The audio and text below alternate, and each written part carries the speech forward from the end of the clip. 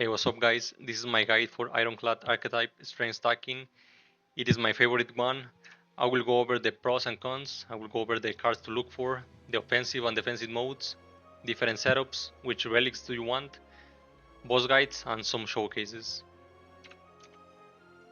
The pros about this archetype is that it is very fun, you deal big damage very quickly that allow you to climb fast through the axe, and you can basically end combats in less than 5 turns. One of the cons is that you have to end combats in less than 5 turns. This archetype does not survive for long. Like you can survive an extra turns if you take more defensive cards, but ideally you want to stack strength on turn 1, 2, and 3, and then you one shot in turn 4 and 5. Another con is that it is weak to artifact and it requires the engine. So what is the engine? Dominate is the engine for this archetype. It is one of the best cards for Ironclad, and I will argue that it is the top 3 cards for Ironclad easily. It is just insane how good this card is. I always take Dominate regardless of what I'm building. And this is where the question comes. When do you decide to start building for a strength stack? And my suggestion is that if you get a Dominate on Act 1 or early Act 2, then go for it. If you get it on Act 3, I will still take it, but it is already too late for a strength stack. In Act 3, Dominate will just adapt to whatever you have. And another question is, can Bully work as an engine? And to be honest, no. If you stack a lot of vulnerability, it will just benefit Bully and that's it.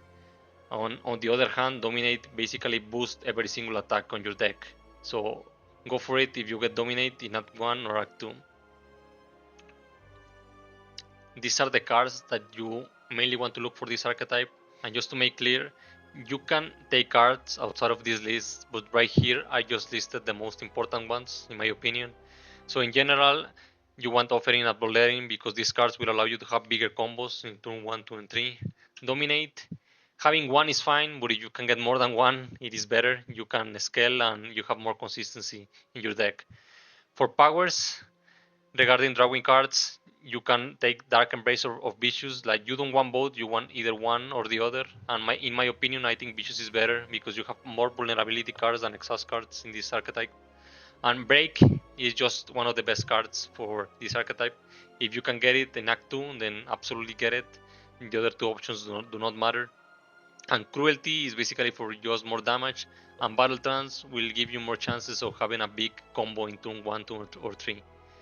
And also in general, you want ideally one Tremble and one Molten Fist. But if you want to go into more of an offensive mode, then you can take more copies of each. And then One to Punch is for the offensive mode because it allows you to have more combos like One to Punch 2 breaks or One to Punch 2 Molten Fist. It will allow you to scale faster. In the defensive modes, if you want to go defensive, you can take cards like Taunt because it gives you block, 1 vulnerability. Evil Eye because you have many exhaust cards such as Molten Fist, Tremble and Dominate. Offering as well. And Uppercut is in the defensive because it has 2 energy, so it is very expensive for 1 vulnerability, it's just not enough. But it gives weak, and this is your only source of weak for Ironclad, so it is nice. And the best defensive card is Colossus. This Colossus card can save you from a lot of damage. Into the damage cards, you ideally want to take 0 to 2 energy damage cards. If you have to take a 3 damage card for a specific situation, that it is not that bad, but these are the main highlights. Bully gets very strong in turn 2 and 3, he is already doing 70 plus damage. Ashen Strike benefits from the exhaust card from your decks on top of the strength that you will be getting, and so for 1 energy it is pretty good. Dismantle, he hits twice, it is pretty nice for 1 energy. Tear Asunder is basically a boss killer, and one thing to remember is that you can trigger more hits with your own cards like Breakthrough, Bloodletting, and Offering. You can make a pretty big boss killer with this card.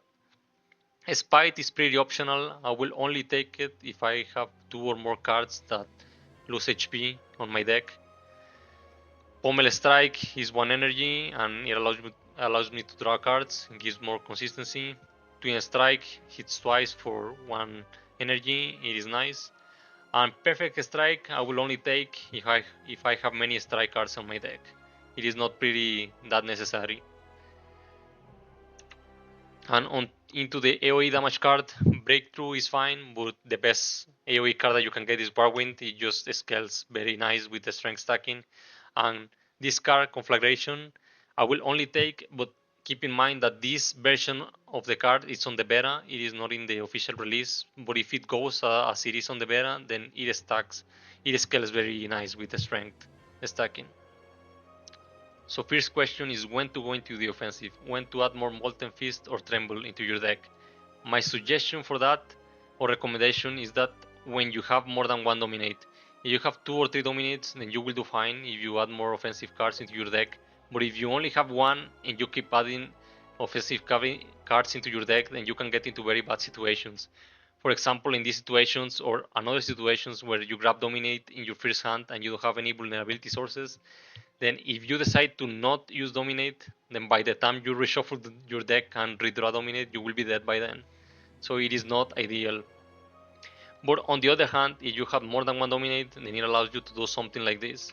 Then you can do dominate and molten fist 1 or 2, and you will apply vulnerability and only gain 1 strength. But it is fine because you have more dominates in your deck, and you can continue the combos on turn 2 or 3 when you have one dominate or tremble dominate, break dominate, bash dominate.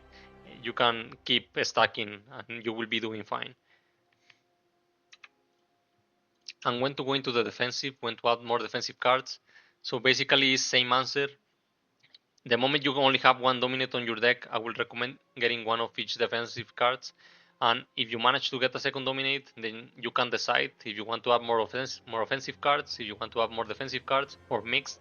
It's up to you. But if you wanna add more defensive cards, I will recommend Colossus over these two if you have the opportunity, because Colossus is just insane. In this example, the boss goes from 11 times 4 to 5 times 4, just with one Colossus. And the boss will technically be always on vulnerability, so Colossus will always be effective. These are basic setups that you will be doing. Early on, you will be doing something like Tremble Dominate, Bash Dominate, Tremble Molten Fist Dominate, Down Molten Fist Dominate, and later on, when you have access to more cards or energy, you will be doing something like Bash, 2-punch Molten Fist Dominate, Tremble, 2-punch Molten Fist Dominate, and later on, you can enhance these combos with the relics that you get. These are the relics that you want to look for. These are the two best relics in my opinion for this archetype, the Lamp and the Ringed Helmet. They just boost your initial combo by so much, you scale way quicker. So in this basic combo, for example, with the lamp, break, apply 7, with the lamp makes it 14, and then with a dominate, you end up with 15 vulnerability, 15 strength. And on the other hand, with the Ringed Helmet, break only applies 7 vulnerability, but when you apply dominate, you end up with 8 vulnerability, but 16 strength.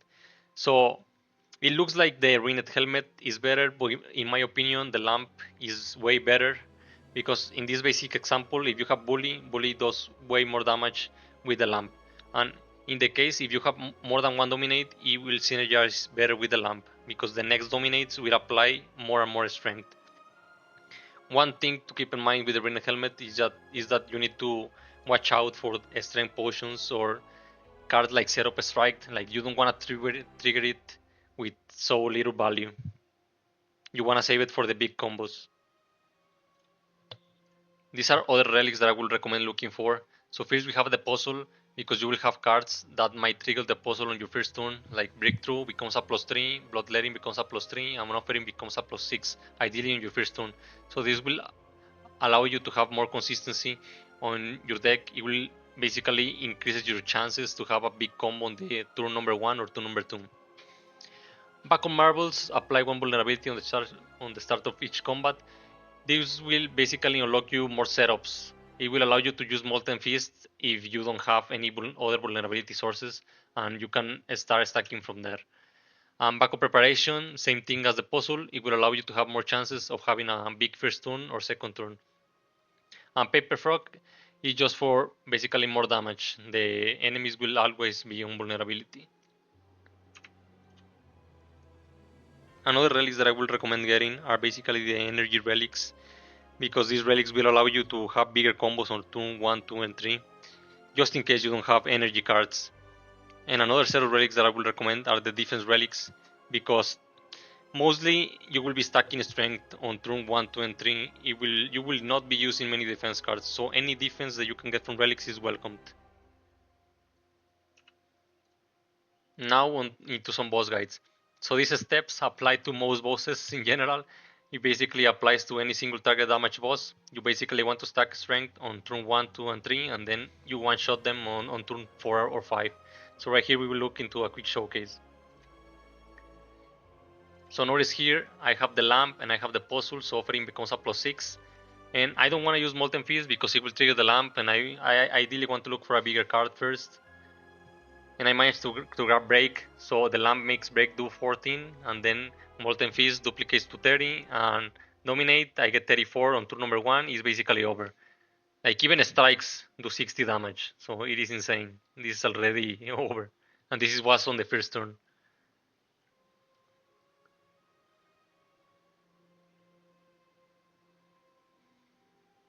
So GG's. Into more specific bosses where you have multiple enemies, like for example in the crab, I will recommend stacking the right side and then try to kill it when it's on the charge attack. But if you manage to kill it before, it's fine, and then you take the other side. So here we look into a quick showcase. So right here I get a pretty bad hand, so I just try to survive. Ideally try to look to the left and try to save as much HP as possible.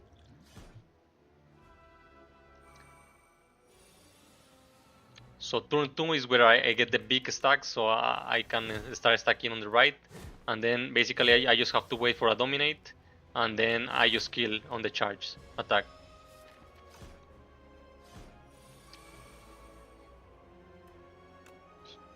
So I get the dominates on, and basically I can just kill, but I decide to wait because that decision saved me 12 damage, I think.